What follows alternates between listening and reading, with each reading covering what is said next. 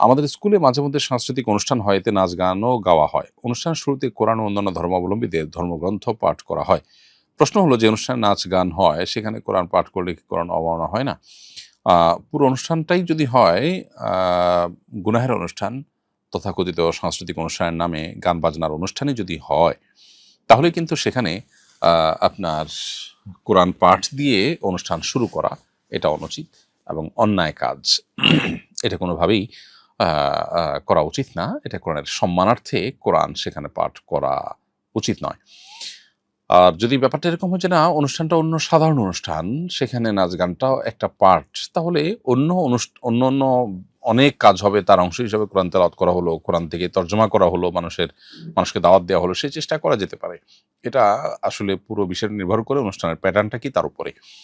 আ গুনাহের কাজের শুরুতে আল্লাহর নাম নেওয়া বা কোরআন তেলাওয়াত দিয়ে শুরু করা, এটা অবশ্যই এক প্রকার কোরআন অবমাননা।